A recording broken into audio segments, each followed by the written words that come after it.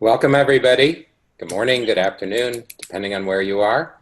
Thank you for joining our series today, our session today on meeting facilitation, how to ensure a successful facilitation and meeting.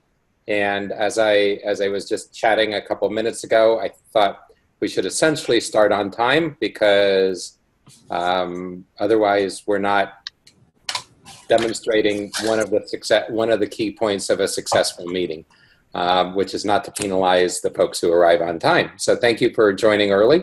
Hopefully several other colleagues will join us along the way. I want to hopefully also kind of model effective meeting preparation. And so I want to start by saying that my goal today is for us to talk a little bit about what the biggest challenges we see in facilitating meetings.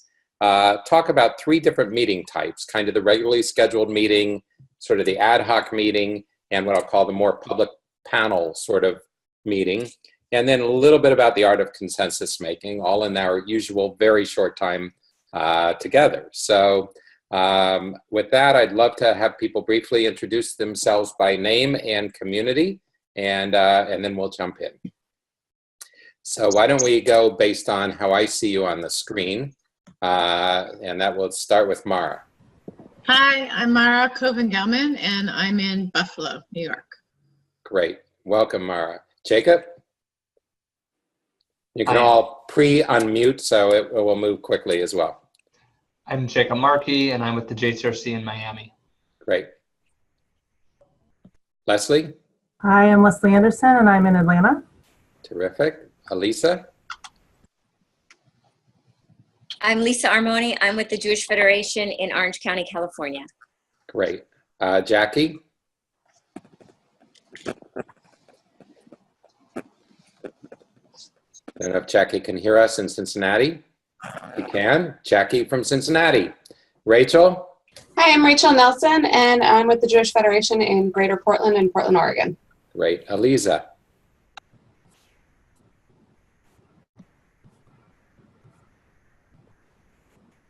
Okay. I have Eliza Norstein here. Which community is Eliza from? Actually, I don't have her community. So, Eliza, if you can unmute yourself or put it in the chat, we would love to know. And I have Cheryl Nail, who I think doesn't have a microphone. She's from Columbia. In Florida. Great. Thank you, Eliza. And then we have Cheryl Nail from Columbia. I assume that's Columbia, Maryland. And then we have, or Columbia, South Carolina. Okay, great. And then Brandon? I'm Brandon Fish. I work with the Jewish Federation of Charleston, South Carolina. Terrific. Michelle? She also doesn't have a microphone, and she is from Greater Dallas, the JCRC of Greater Dallas. And Debbie Klein? Hi, Debbie Klein in Cleveland. Terrific. Welcome, everyone. Did I get Nahaya? Hi, Leftig from JCPA. Terrific. Did I get everyone? Okay, wonderful. Welcome. And so one thing about introductions is, first of all, not to forget them. I've been to many meetings where people are in the middle of the agenda and then they realize they haven't had folks go around the room. Secondly is to define the parameters, right? So you may want people, as I've done in many of our previous sessions, to introduce themselves by way of talking about a particular issue in their community. I may want them to give a word of background on what they did before their lives at JCRC.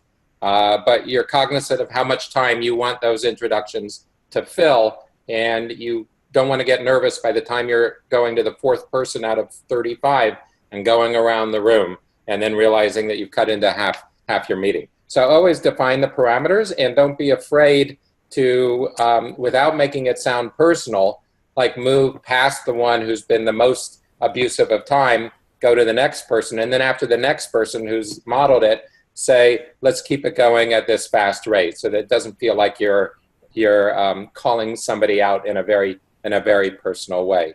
But I think it's one of the key parts of effective meeting facilitation is that you, as the professional, have a really good sense of where time could be eaten up that you want to save. One thing I like to do is to very briefly say what a meeting is about, and then jump into introductions, and then go back to a little bit fuller explanation about the meeting. And that's what I tried to do today. So a little fuller explanation is that I may be wrong, but my general sense is that the nature of our work in JCRC is that we get so focused on our day-to-day work, both the reactive and the proactive stuff, that the meetings that are coming up, particularly the regularly scheduled meetings, are often a little bit of an afterthought in terms of putting as much time and thinking into the preparation for those meetings as maybe they warrant. And my goal here today is not to come up with a formula for a perfect meeting. This is all art, not science, but to hope that as a result of today, we'll all be a little more planful in certain areas, and as a result, we'll have people walking away from the meetings feeling that they're more effective. I have to say that I think people don't generally think in terms of, God, they have the best meetings in the world. That's just not how people think. But they know if they've been to a meeting that they feel like is a waste of time. And we want to be sure is that we're creating meetings that are moving the needle that we want to move on whatever subject, and that are experienced by the people who we frankly care most about what their experience is, as a very good use of their time. And so that's my goal here today. So one of the things I wanted to start with is to ask anybody who would like to volunteer, rather than everyone feeling that we need, that you need to chime in, but everyone who wants to volunteer, and just kind of hold your hand up, or if you're not on video, and I continue to strongly encourage video participation wherever possible, just chime in, and I'll indicate if somebody's already speaking. What is the thing that you find the biggest challenge in creating a successful meeting environment? And I'd love to know what it is, and then I'll hopefully touch upon those as we move through. So who would like to start?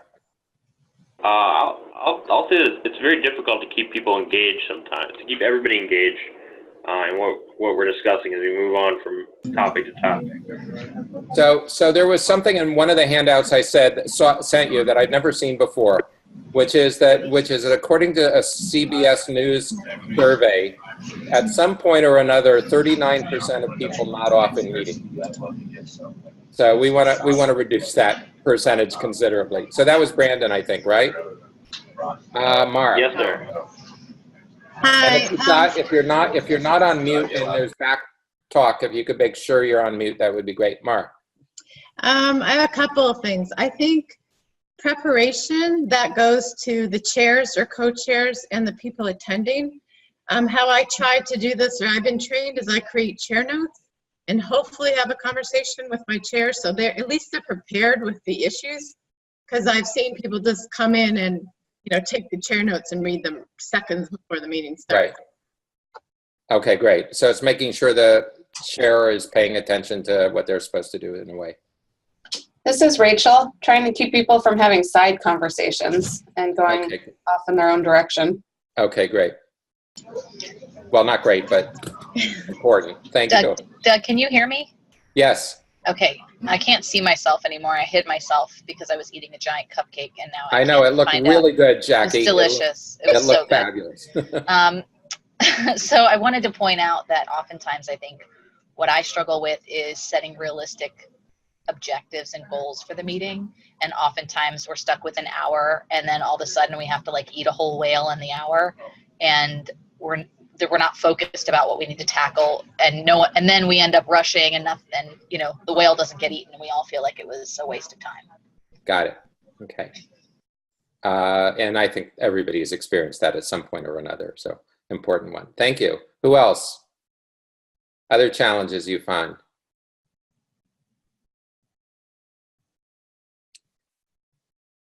I think a common challenge I'll mention is when is it the professional's role? If the chair is kind of not moving things along, when does the professional step in? When does the professional step back. And again, I think that's more art than science. Hopefully we'll talk about that a little bit as well. Anything else that people find challenging in successful meeting?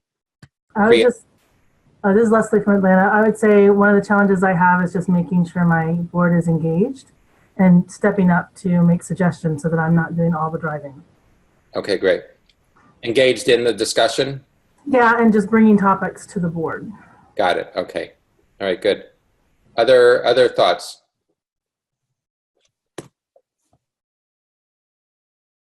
Anybody else? All right, terrific. So I want to utilize some documents. There are many resources on the web, but I want to utilize some that are not, exactly for the nonprofit environment, but I think are readily adaptable for it. And I want to kind of talk through how I think we can adapt some of those lessons as we look at the handouts. But I want to also, Haya, do you know if Melanie's joining us today or not? She's not. Okay. I want to talk about, first of all, 3 different meeting types. I want to talk about the regularly scheduled JCRC meeting, the ad hoc meeting, and the larger public meeting space, panels, public events, and the like. Mostly on the first 2. For me, the regularly scheduled meeting, that by which I mean if you have your JCRC council, your board, your JCRC main committee, whatever you call it, meeting on a monthly basis and every other month basis, whatever it is. Question is how one approaches the idea of making that meeting successful. So the first thing I want to suggest is that, at least in my experience, JCRCs often are not the most social environment compared to what they could be.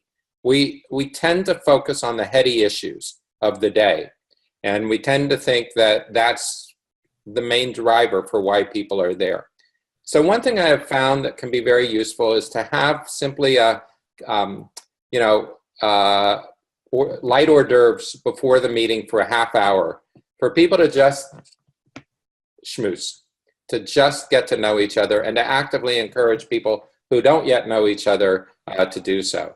It's not something that I say that I've seen done a lot in JCRC land, but it's something that I wholeheartedly encourage. The second thing is the preparation, and this was mentioned with the chair of the meeting, is very, very important beforehand. To send an annotated agenda is one step, but the important step is to then have a conversation with the chair beforehand about that annotated agenda and what is it that we want to happen in each case throughout the agenda, and who's going to bring it.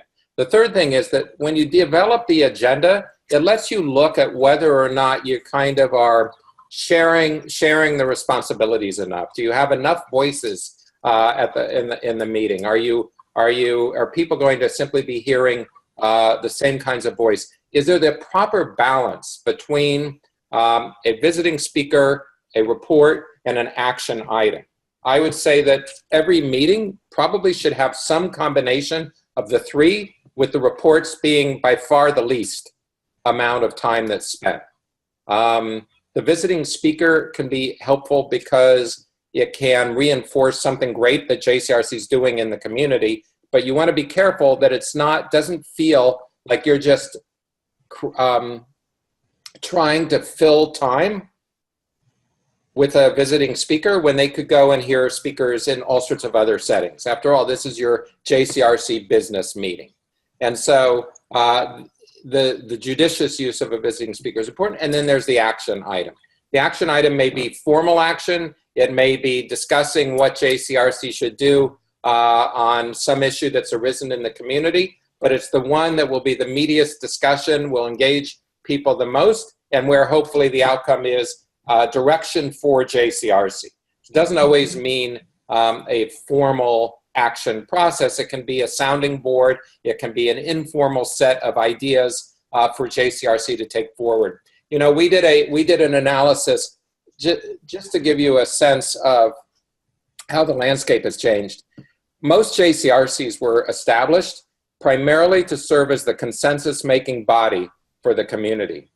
We did an analysis in San Francisco and determined that we were really only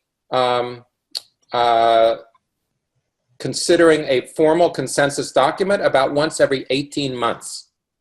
So the question is, what are we doing with folks the rest of the time?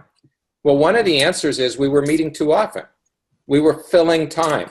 So one thing I suggest also looking at in terms of effective meeting facilitation is if at some point you feel like you are filling time because there's not enough work to do, not enough action items, then maybe reducing the number of meetings of the main body and then having more town halls, more executive committee sessions, whatever the structure opportunities are, more task forces is something to look at. So I want to strongly encourage thinking about that possibility as well. The third thing or fourth thing I want to mention is that when you deal with the annotated agenda, so you've now got that kind of, as I said, three-part idea of reports, outside speaker action, with action being hopefully by far the greatest percentage of what the meeting is going to be. An outside speaker might be a panel, it might be something that's lively. You're primarily using it as a draw, even though it shouldn't have to be a draw, and a validation of the work that JCRC is doing in the community. You've done something great in the, dealing with an issue in the public schools that came up. You have somebody who talks about how wonderfully helpful JCRC was, for example, on that. So, so I'm not talking about the kind of speaker that you might have in another venue, but it's to walk through that annotated agenda with the chair beforehand is critically important in order to make sure that the chair is really focused and not reading it just right on the spot. I also have to say, and I don't know what others of you have experienced, I tend to be lean with regard to annotated notes. I think people actually inadvertently contribute to the likelihood of it not being read if it's too cumbersome. So I would rather have 3 or 4 key bullet points under item 2 for the chair than I would a whole page of what I expect the chair to say verbatim. I also find it stilted if, and I mean this in any setting, if I'm writing everything for the chair. The chair has to also find his or her own voice too. But to go through that annotated agenda, I think is really important. So we've talked about kind of what the components are of the meeting, and there are a few other things I want to mention, and then I want to quickly look over. I'll have already touched on them in terms of the tips for successful meetings.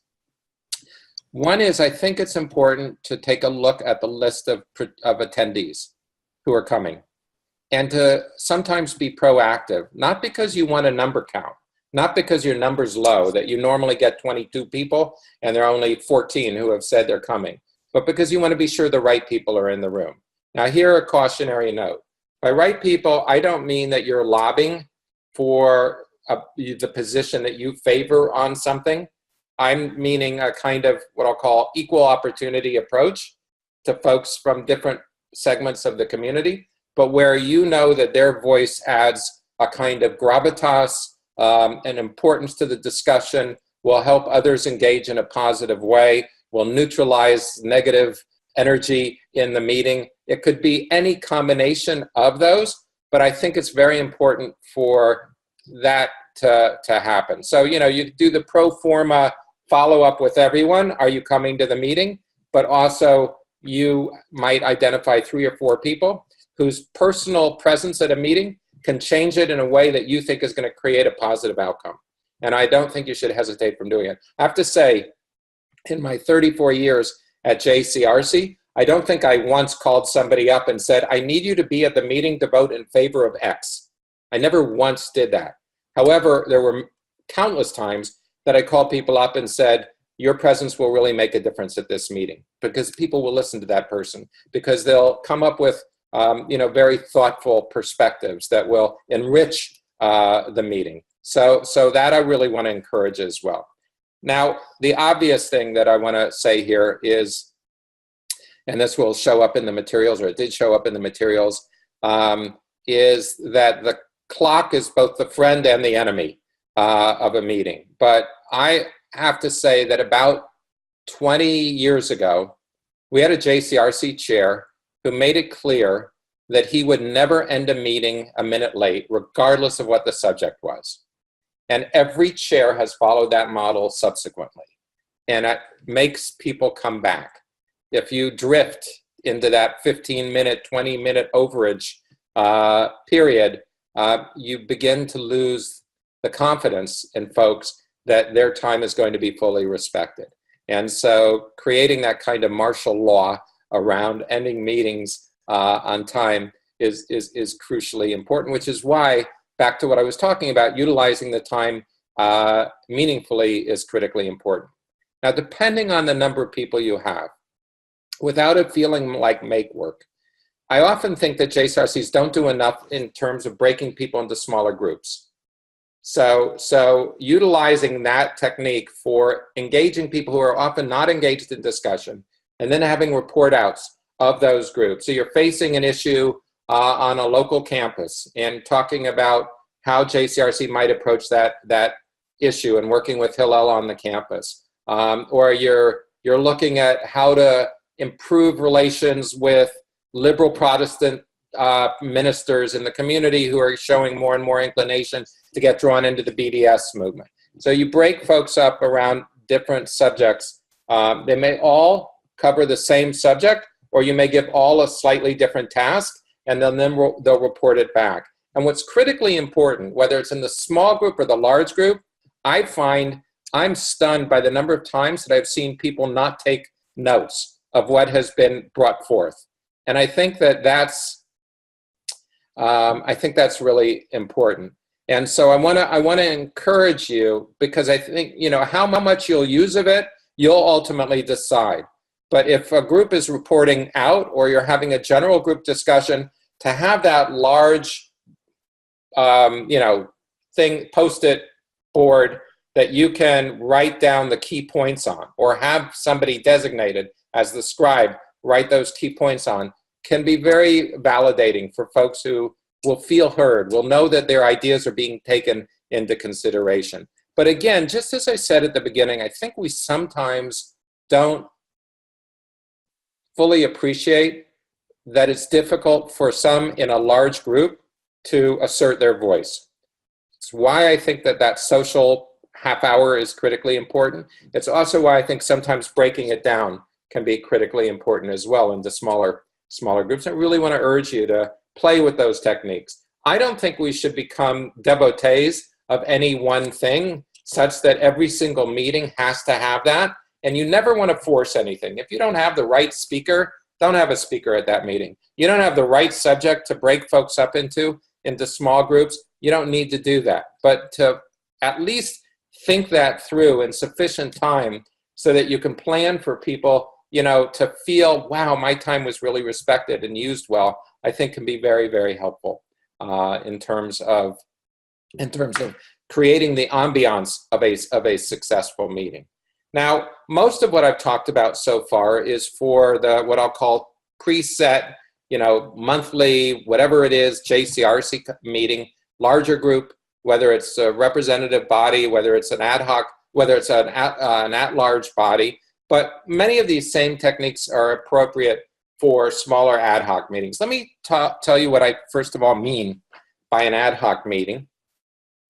I mean a meeting that's not a regularly scheduled meeting, but where a group of concerned members of the community are coming together, Jewish and non-Jewish, to discuss a specific issue. It may be a one-shot deal. It may be something that's a group that's going to convene 2 or 3 times. It may be a group that is coming with no animus, or it may be a group that's really mad at the JCRC or Federation for some action that's taken. So think of post-Iran deal, for example, and you have a delegation of 8 people who are really upset that your federation took a position against the Iran deal. Or you have a group of 8 people who are really upset that your federation didn't take a position against the Iran deal. Or you have a group of people who think that the Jewish community has been really weak in terms of responding to BDS issues in on the campus. Or you have a group that wants to figure out how to make inroads into the more progressive community on Israel issues, including the LGBT community, the liberal Protestant denominations, the African American, Latino community, whoever it might be, and wants to sort of brainstorm around that. So unlike the other kinds of meetings where you may not send a meeting agenda out in advance, I think what is important in these kinds of settings, and then we're going to quickly review the docs and open it up for discussion. What's important in these kinds of meetings is first of all, to set the tone, to help people kind of, without doing this in a condescending way, sort of take a deep breath, say we're all here because of our commitment to achieve X, that we're looking forward to a civil and robust discussion. And again, in a regular JCRC meeting, civility is presumed. In an ad hoc meeting, civility needs to be asserted if it's particularly over a burning issue in the community, which people have been worked up on. And yet, many of the same things apply. The importance of having somebody who's taking notes so that people feel listened to. The idea of going to the board, having an agenda that gets set, if not before, but at the very beginning of the meeting, by asking the simple question, what is it we want to accomplish by the time we conclude the meeting today? And also by agreeing to an end time.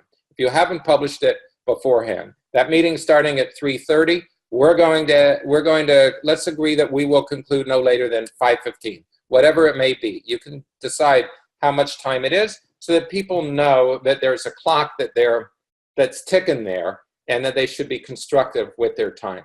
Now, what's common in both meetings is there may be somebody who is going to try to dominate with their voice. It's a power play. They're going to try to drown out other voices because they're so sure of their own perspective. And those are not easy to manage.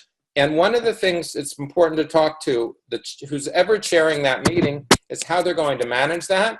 And for you as the professional to be prepared in the absence of seeing that done effectively, for you to do that, for you to be willing to say, look, there are other folks who haven't been heard from. We're going to be sure that we have an opportunity for everybody to be heard from, and don't be afraid to stand up to somebody who's trying to play a kind of bully role in the community, in the meeting. I think it's very, very important. And I think people will respect that greatly. At the same time, I often say that, and this has to do with public speaking generally, that it's important to know your audience. When you have an audience, whether it's at a regular meeting or it's at an ad hoc meeting, for you to be cognizant of who is in that audience. Who are the 3 people you most want to reach? Who are the people that are critically important at the end of the day that kind of get whatever the message is that you need to deliver, and to make sure that they receive that message, to always be cognizant of that fact. If there's a important major leader in the community that you want to have hear that message, an elected official, it's the president of the federation, whoever it is, to always be cognizant of that. Not to overly defer, but to at least be to be aware of that. So I mention that because I think it's important. And then relating to that ability of somebody to try to dominate the discussion is the tendency for people to get off track. And here you'll see in both the recommended readings I sent, the recommendation that I use in every meeting called the parking lot, and simply assert it at the proper moment. Like, I don't necessarily even mention the words parking lot until it becomes applicable. But at some point when somebody, you're in a meeting about the Iran deal, and somebody wants to talk about, and somebody says, I'm really upset the Federation did this. By the way, I'm also upset with the cost of entry into the community and how much it costs to be a player in the community. That's a parking lot issue, right? So you are the keepers of that. You are, in a sense, the keepers of staying on track in every single way, staying on time in every single way.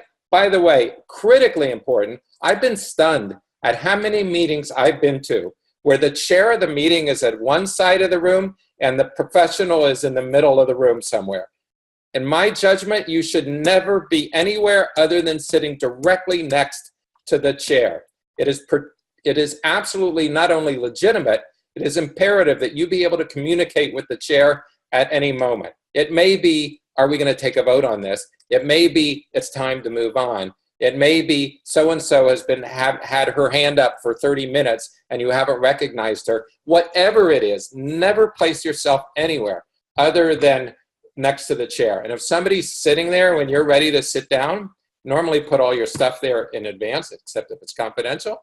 If somebody's sitting there, just tell them that's my seat. Do not abdicate that opportunity, because that's critically important. So those are some of the ideas that I wanted to throw out. It's not comprehensive.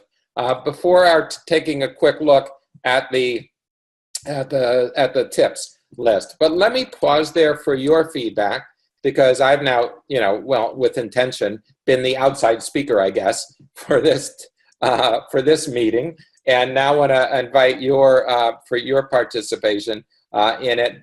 Questions you have, comments you have, other things you're thinking about, as I mentioned, some of the suggestions that I've thrown out here.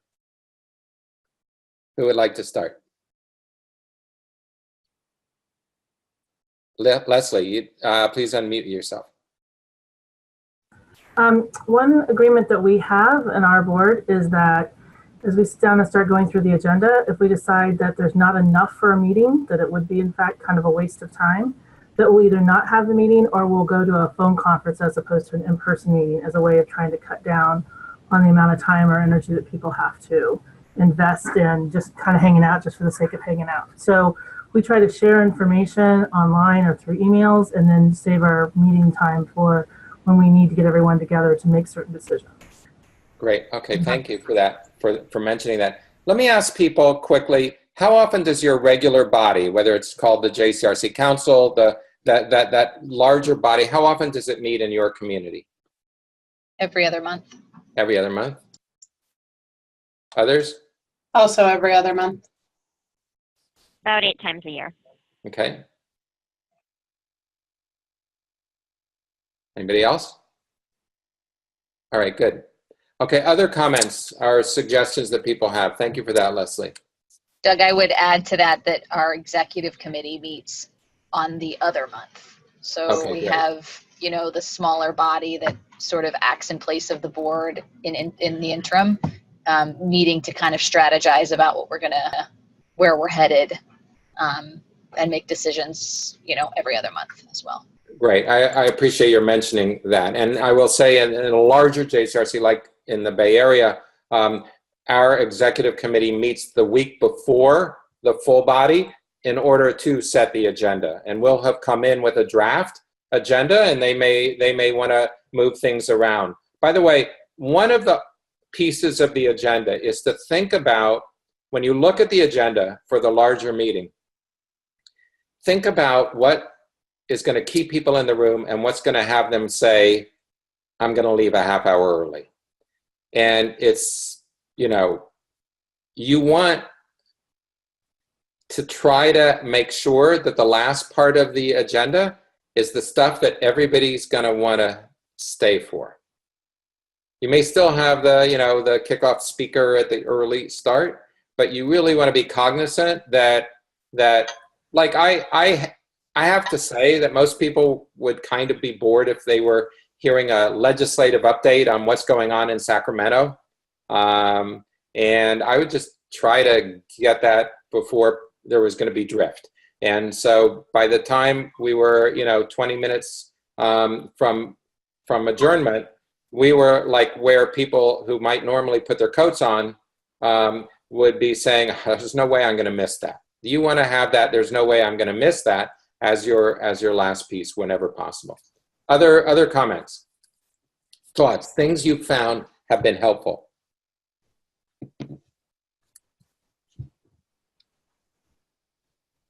While you're thinking about that, I just want to come to the question of side conversations. I want to simply suggest that the chair be to be prompted in advance to be willing to say something if there are side conversations going on during the course of the meeting. I mean, I think that it's something that generally most people would see as rude, that it is appropriate to call it out if it happens and simply say, we have one conversation, let's keep it focused toward the chair. I'm not spending time today talking about Robert's Rules of Order and other things that I think can be helpful or a challenge in the course of a meeting. I do think that one thing that's important within Robert's Rules of Order is the tradition that when a person speaks, they're speaking to the chair. They're not speaking to somebody who just spoke and getting into a personal back and forth with somebody. They direct their comments to the chair. And that can be very, very helpful. When I mention that in the context of side conversations, it's simply easy to say, we're having one conversation and we want to be able to make sure that we're all directing our comments to the chair. So I really encourage that. I think if people are willing to do that, I think willing to say that, if the chair is willing to say that, if great, people will comport. If the chair is not willing to, then that's another case where you as the professional will simply step in and say that. Sometimes I'll even walk over to that part of the room and quietly whisper to somebody, this is kind of making it hard for everybody to listen. Can we focus on the conversation at hand? And usually they're folks who know better. Mara. I think because we're just starting out, we have this, ability to have kind of a code of conduct, and kind of to review that. So I think a lot of the Jewish values that we're all based on, we can also open up with our committees. So the idea of kind of, derech eretz and like treating each other with respect, I don't find the sleeping issue as much as on the tablet or the cell phone, which is also disrespectful to committee. I think that's really important, and I think encouraging. And I have to say, I'm one of those who, when I see people on the cell phone, I feel, a little of the air goes out in a way. It's like, really, that's more important than, than staying tuned to that. And people have become habituated to doing it. So I think the chair mentioning something about that can be critically important. We need everybody's full participation.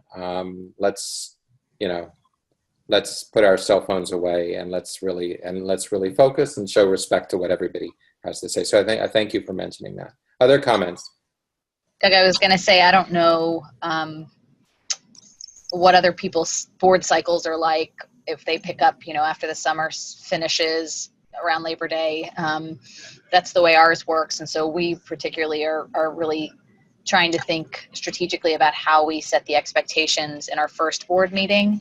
And we did something really effective last year where we invited everybody as part of their introduction to talk about what drives them to what drives them to do this work and why they feel it's important to be in the space and to be part of the group, and why they've prioritized their time that way. And it was galvanizing, I think, to sort of set the tone for the rest of the year that we're going to have difficult conversations and we're going to disagree, but we're all here for the same reasons and we all command that same respect, as from each other. It worked nicely. Great. I think that's a great idea to do something like that. I also think some of you may have a board retreat during the course of the year, and that's sort of a separate subject, parking lot. But I would say that, when you do a board retreat, you want to make sure that the kinds of things you cover are not the kinds of things you would cover in a normal meeting.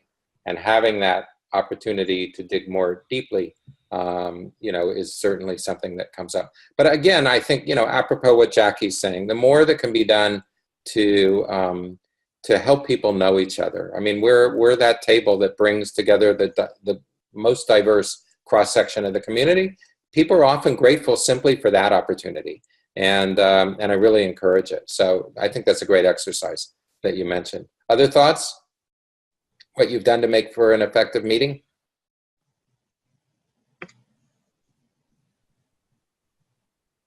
While you're thinking of that, one question, two things that came up when I asked initially about what some of the challenges are. One was about setting realistic goals. So I think that's less of a concern for the regular meeting. The regular meeting, I think we talked about a lot.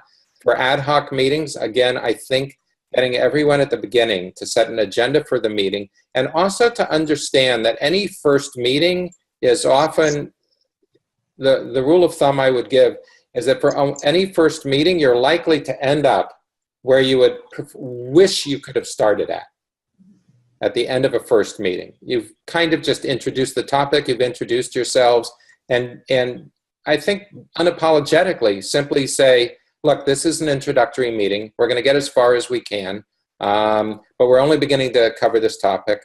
And now let's talk about what we want to be sure we are able to accomplish today. Let's set the agenda for today, and if we need to come back, we'll come back. But to recognize that in almost any case, that first meeting is going to be take the air, feel like an introductory meeting, which I think is just okay. And then the other piece about engaging members. So again, part of this relates to what I was suggesting before, reaching out to folks who you want to be sure are at the meeting and encouraging their voice. Part of it is making sure that the chair, and if not the chair, that you are not letting one person dominate during the meeting. Part of it is creating those spaces for people who may not always feel like they can talk, such as in the small group sessions. And part of it is looking at the way you prepare the agenda to make sure that you're going to have different voices introducing different topics. So even if they're going to be, 5 very brief reports, 2 minutes each on upcoming events or on something else, to kind of get a number of people in the mix. I think that there are ways to actively engage the board, and then always to try to have that meaty discussion topic so that you are moving away from it being a report-heavy meeting, and to kind of think through what is it that will not just feel like a discussion for the sake of discussion, but at least be a useful sounding board. This is going to help us shape our strategy on X.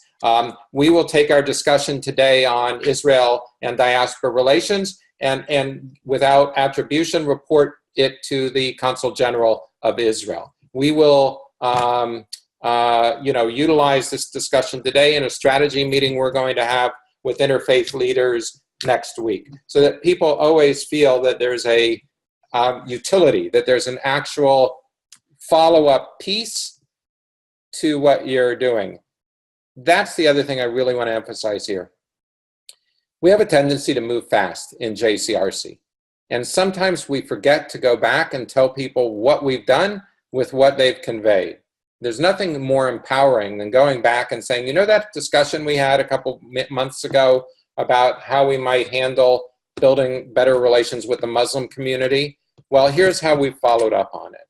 That piece of legislation that people were concerned about in the state legislature on anti-Semitism or whatever it is, here's what the latest follow-up is on it. So to be sure to include that. Again, one classic piece of effective meetings is theoretically, don't share in the meeting what you could put in writing beforehand in the form of a report.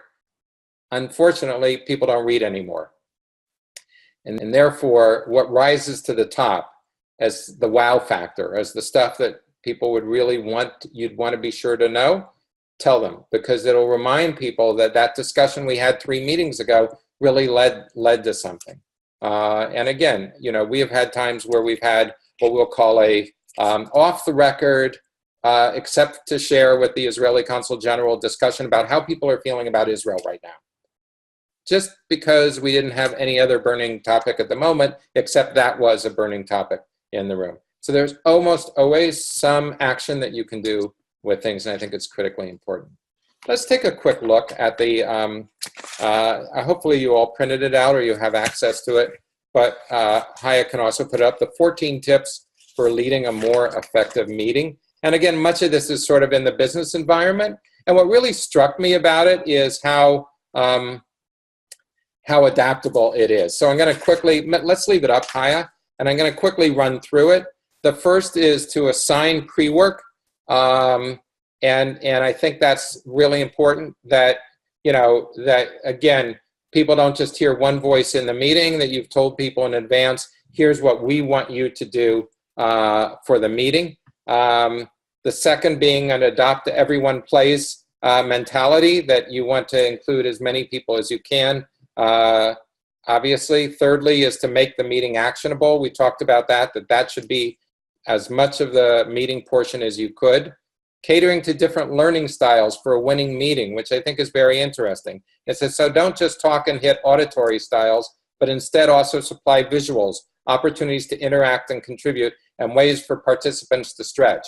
When there was a lot going on the anti-Semitism in France and horrific attacks on Jewish institutions, and the Prime Minister of France gave one of the most compelling speeches of all time about anti-Semitism, but it was 5 minutes long. Showing that video just somehow, broke up the rest of the meeting and had a wow factor. So using different sensory techniques, I think, can be very important. Inviting fewer people is something that, I'm gonna pass on for now. Treat it like a performance. I think that relates to what I was talking about before. It also relates to the larger audience setting, the panel discussions and the like.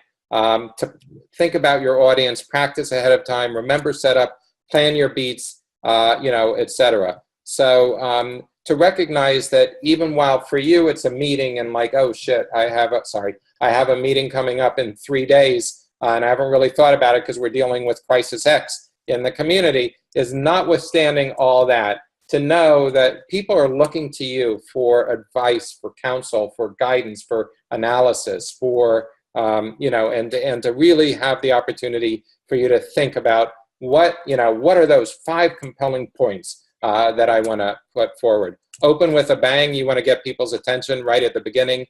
Collaborate. By the way, breaking up into small groups can reinforce collaboration. Giving everyone time to think. Just saying, let's take 1 or 2 minutes and jot down notes you have on a particular question that's been posed, and we'll come back to it. Is something to think about. Making a real-time agenda. We talked about that particularly in the context of ad hoc meetings. Starting with the end in mind, critically important, to say this is what we want to be sure. If we accomplish nothing else today, we want to be able to accomplish this. I think is very important. To always review decisions to make sure that people are on the same page as to what's been decided. To start and end on time, and to create a parking lot, both of which we talked about. And so I really think it's great if each of us thinks there are 3 areas here that I can work on and hone my skills in this area, then it's terrific. I don't know that the shorter version, the 7 Habits of Highly Effective Meetings, has much that's different, except that I did mention before the reviewing of the attendees list, which I think is something that is not done enough of. It's kind of like the difference between whether it's kind of, this is, it's a passive, passive fatalistic, it will be what it will be, versus I'm in control of our destiny here. And you want to be in control of your destiny by making sure that key people are going to be in the room. So I really love that one. The rest I think is stuff that we've talked about before, but I highly commend these 2 pieces to you. Again, I'm going to pause. Comments, thoughts, questions about effective meetings before I talk about the art of consensus. Is this helpful for folks? Hopefully implementable. I think if you just kind of make your own little list of these are the 10 things that will make for the most effective meetings, and stick with it. And experiment with it. Don't be afraid to experiment. Try that social half hour and see if that makes a difference in how people feel. Put those few 3 or 4 points in beforehand at the beginning of the meeting about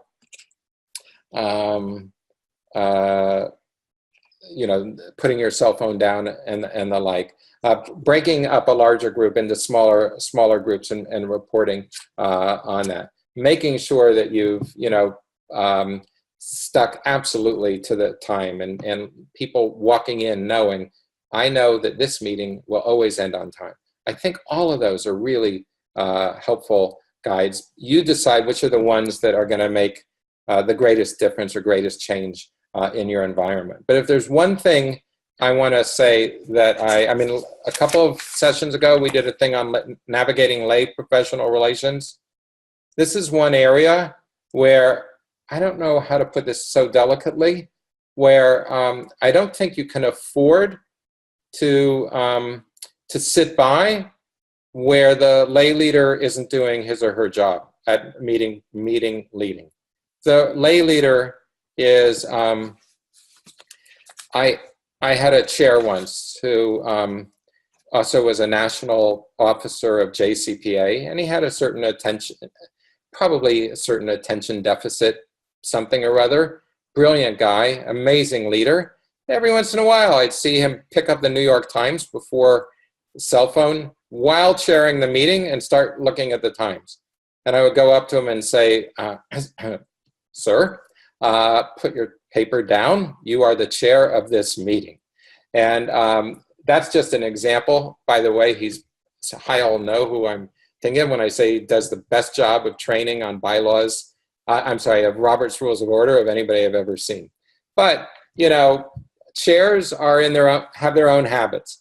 And to have them come in and know they need to take command of the room. But if they don't, then it's up to you. And most of the times chairs are like grateful that you're stepping in and helping with that. You don't want to kind of talk over a chair. You don't want to contradict a chair. But if a chair is being passive in a role where you need active, we need to move along. You need to turn to the chair and say, we got to get to the next agenda item.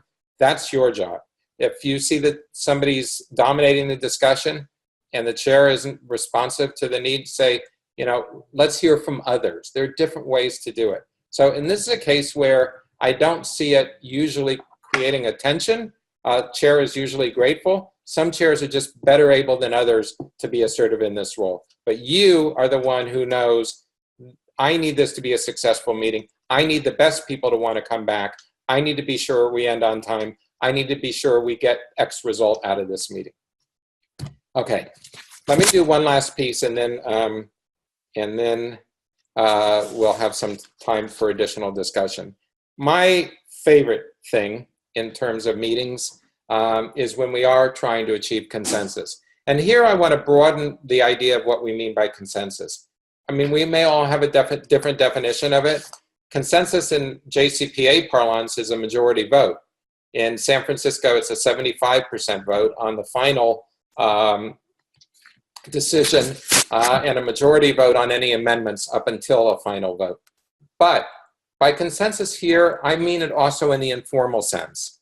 I mean that many times you're not taking a vote. You're just trying to read the room. You're just trying to see if you can get everybody in general agreement to move forward on, here's our plan for how we're going to work more closely with campuses in our area. Here's our plan for how we're going to build a coalition against hate in our community, as I know you've done in Cincinnati. Here's our plan to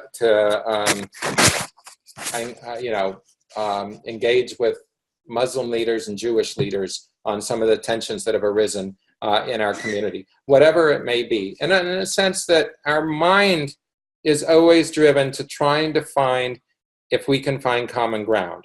So I'm not talking here about that once every so often that we're taking a formal vote. I'm talking about our day-to-day efforts to bridge gaps and to find common ground. And I created this memo many years ago, actually when I first promoted Abby Porth to the position of Associate Director.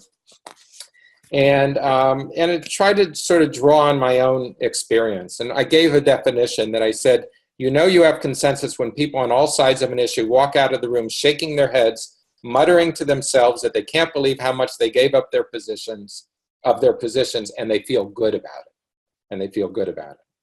And here are the fundamentals that for me are critically important to train ourselves. First of all, into the listening. And what we're listening for when it comes to consensus is what is it that is absolute principle for somebody that they can't move on, and what would they much prefer would be different, but they're okay with moving a little bit or a lot on that, as long as they're able to adhere to their core principle. And there's the difference between what I'll call the unmovable and the movable. And one of our key roles in building consensus is to be able to distinguish between the two. So whether we're talking about a position on criminal justice, or a position on civil rights, a position relating to LGBTQ community, a position on the nation state bill, Iran, whatever it is, whether it's formal or if it's informal, to be able to make that distinction, I think is critically important. Secondly is trust building. I love the fact that I spoke on at a Friday night service in San Francisco right before a presidential election on what's at stake for the Jews. And a husband and wife came up to me at the Oneg Shabbat afterwards, and the wife said, "My husband and I have been arguing ever since you spoke. My husband thinks you're a Democrat and I think you're a Republican." And I just smiled, like, I know what I am. I have really strong views, but the fact that after all those years they didn't have a clue meant that I could build trust on all sides. Practicing patience, I think, is really important. Building consensus is a combination of finding just the right balance of positions and taking the time to move everyone along the process. Sometimes wearing people down to the point where they'll say, okay, I can live with that, is actually very important. And projecting positive thinking. When Haya was there, I think. I went in to the Frank Fellows and did a session on consensus building at the last JCPA conference. And I said, how many of you still think there's a consensus in our community on the Middle East? And I don't think anybody said there was. I think they all said there wasn't. I said, okay, let's try. What do you think maybe people could agree on? And within 7 minutes, maybe, we had put 10 things up on the board. We all agree that Israel has the right to live in secure borders. We agree that Israel has the same right as every other community to defend its citizens. We believe in equal opportunity for all of Israel's citizens, et cetera, et cetera, et cetera, et cetera, et cetera. So finding the easy wins, the early wins, is critically important in terms of finding consensus, because it projects the idea that we can ultimately find a way to agree on some of the harder things. We had a consensus process on affirmative action in San Francisco, and it's a tremendously difficult issue because it pits two equally important principles against each other: the principle of equal opportunity and the principle of individual merit. And yet we found that everybody agreed that there should be opportunities for people who have historically been denied opportunity to have an accelerated chance to advance in American society. So we needed to unpack that and ultimately kind of work through all the issues until we could reach the one that everybody assumed would make an impasse for everything. It's critically important. And then related to that is testing the ideas in a way that doesn't threaten people's core principles and creativity, keeping on coming up with ideas to bridge the gaps. And when it comes to testing people's ideas, one of the things that I think relates to trust building is you have a meeting, you have people sort of say, here's where I think we can all agree. You don't finish it necessarily at that meeting, but then you begin to work offline. But when you work offline, you want to be sure that you're going to folks who have strongly held views across the board here, not just on one side of these issues, and test different bridging ideas. Like, could you live with this? Here's a crafted consensus approach. Can you live with this? And go back and forth between different folks and using it as a sounding board, so that when you go into a second meeting, you've already got a draft of something that has been tested outside, but you've also been transparent, saying at that first meeting, we'll test this with some folks to see if we're on target, or we need to keep shifting. And then sort of slowly you get there. So these are, I'm not going to go in depth on this because I do want to save more time, but I do want to say that at the end of the day, I think that the role of JCRs, that while there's a perception in our community that consensus no longer exists on any issue, the reality is that consensus exists on almost every issue. The question is, where does that consensus lie? And that consensus may lie in a different place than where it did 10 years or 20 years or 30 years ago. But there's almost always points of consensus that can be found. And the real value of consensus in terms of what it is, in terms of the extent to which it's at the heart of the JCRC, what makes the JCRC be what the JCRC is tremendous. And it's a very powerful skill to be able to utilize. And again, you may do this without ever saying, it's our goal to achieve consensus. It just becomes an automatic kind of skills that you employ in the course of trying to bridge gaps, trying to bring people together, trying to move the community along on whatever issue it is. When we had a disastrous blow up after the Jewish Film Festival, a Jewish Film Festival incident a number of years ago that some in the community thought was the most anti-Israel thing they'd ever seen, and they demanded that the Jewish Federation stop funding the Jewish Film Festival.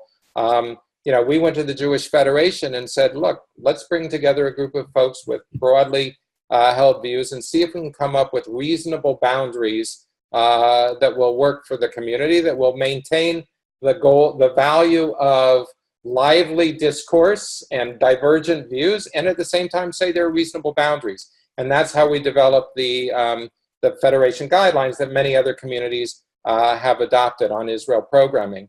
We didn't call it a consensus process as such, but we employed all of the techniques of a consensus process. So to kind of internalize that in terms of our skills and meeting role, both positions the professional in a very powerful way, and lets us utilize what is one of the strongest assets of a JCRC in the process. Let me stop there, open everything up to discussion. I know I went through this quickly, but I am determined that of all our meetings together, all of our training series, I'm not going to end this one late. So, or I'll never hear the end of it. So let me stop there. Please chime in. Questions you have, things I didn't cover, things that you that resonated for you. I'm opening it up.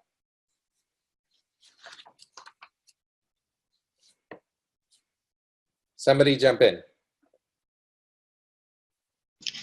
Doug, I had a question from when we were talking about meetings prior to the consensus conversation about reviewing.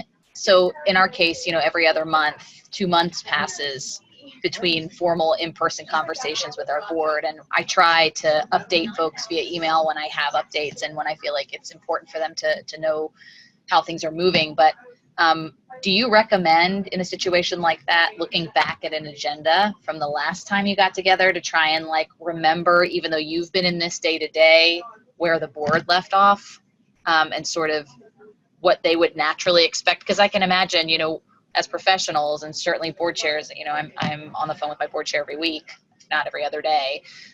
We see things through and we, progress in 2 months can be expansive, but the board may be sort of left behind in some of that capacity. And so how much do you kind of tailor the next meeting based on the last meeting? How do you balance updates versus sort of moving forward? Does that make sense? Yeah. So let me answer first of all by saying something that I would like to add to the conversation, which is the importance of minutes or the importance of meeting summaries. And I'll distinguish between the two. Minutes are kind of the formal document out of a board meeting or a council meeting. Meeting summary means you've got not extensive notes, but you've got kind of core decisions that have been made when you've even had an informal meeting. And always to have somebody who's doing those minutes or that meeting summary. Secondly, I can't stress this enough.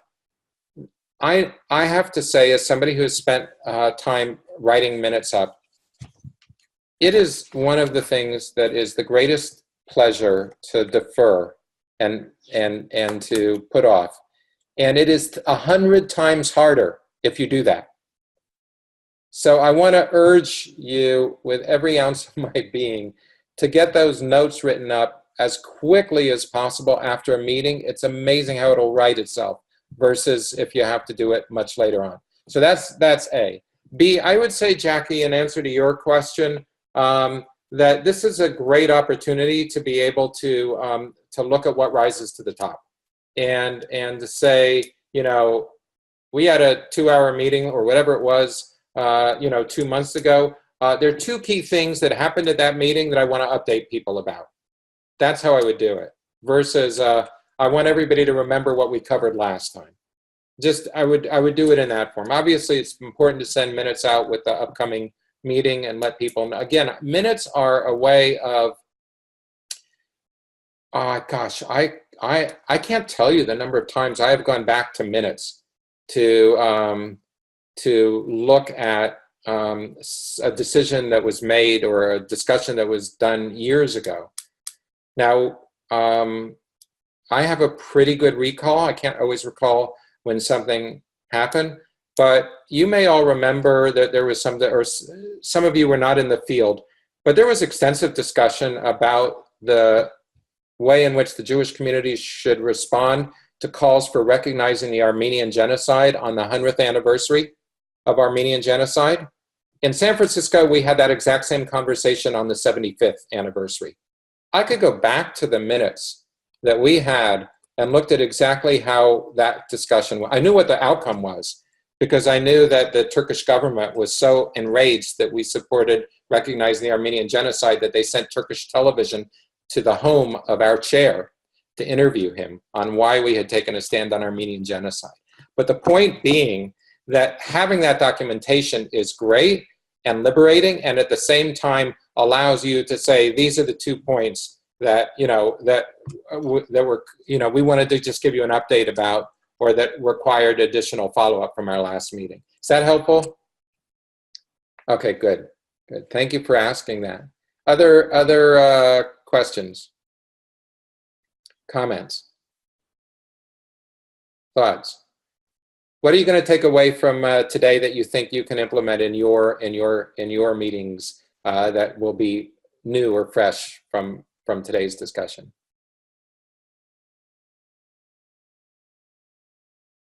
Anybody? Hopefully there will be things. I think, this is Leslie from Atlanta. I think I want to go through the 14 points, and I think we do some of those things well, but there's some other things that I would like to try, like some of the breakout things, maybe some of the engagement things you guys talked about, or even doing more pre-meeting prep with some of my members, because we usually have board meetings, like our more executive board meetings, to see if I can get people more engaged before we even walk in the door, like so that they can take the lead on certain things so that I don't have to feel like me or my chair are doing all the talking. And so I think I just want to go through and kind of make a list of the things that I could improve, or try to implement. And I would say that, for me, one of the chief goals was to say, how do I take this area that is often kind of an afterthought, in the sense that we've got everything else we're doing on a daily basis, and oh yeah, our monthly or every other meeting's coming up in 3 days. What are we going to do for it? And to look at that much more as an opportunity to engage the leadership and to have that kind of rich feedback and objective-driven agenda that could be very, very helpful for you. So that sense of planfulness to me is critical. Cheryl just sent in a note indicating that one of the key takeaways for her was this idea of breaking into small groups. And again, I think there's no harm here in experimenting in some of these areas. As I said, whether it's with the, we experimented with the Devar Torah at each meeting, asking newer members. The responsibility of the Devar Torah was for newer members, and we would give them a kind of template on how to do a Devar Torah. And we experimented with that, went on for years. I don't know if it's still going on, with the kind of social hour or half hour beforehand with the breaking up of small groups. There may be other ways to do it. You can decide at some point if this will become a fixture, but my recommendation is not necessarily to lock in to something, but actually, mix it up with these different ideas and see which people will, respond to, in advance. Another key takeaway I really do want to reinforce is taking a look at that attendance list and making sure that if there are 3 or 4 people who you think can change the dynamic in a positive way who haven't yet RSVP'd, then to really do everything you can to encourage them to be there. And Leslie says she brings food and her board really appreciates it. But I think there's a difference to sort of having people grab the food as they're taking their seat and they're being able to hang for a while beforehand. And I just want to say, we have a meeting. We started this a number of years ago. We have a member book which has a bio and a picture of every member that every member of the council has. But this idea that people don't really know other folks, they're just kind of walking in and it's a little bit of a cold environment, and to find ways without it taking too much time for people to share a little bit of their background. I mean, I was always blown away by who we had in the room, and I was always cognizant of how do I make sure that other people really appreciate and value how extraordinary rich it is. We had at one point 8 Russian-speaking Jews as part of our council. And I just, wanted to have a program one night where all 8 talked about what was their journey. What was their journey from being Jews in Russia, whether refuseniks or not refuseniks, to now wanting to take a seat at the JCRC. And there's so many people who have interesting journeys. So to find those moments, I think, can also be very important. Other final comments? Suggestions? Well, guess what? It's 10:15, 1:15 on the East Coast. Therefore, I must adjourn. If you have other questions, don't hesitate to ask. I hope you will all join for next week's session, which is, I had it here, and now buried it with all of the, here it is. Next week, how to position the JCRC as a highly valued institution within the Jewish community and beyond. One of my most favorite subjects. I hope many of you will be able to join. Thank you for your participation today. Thanks for filling out the evaluations in advance, and look forward to next time. All the best. Everybody. Bye-bye.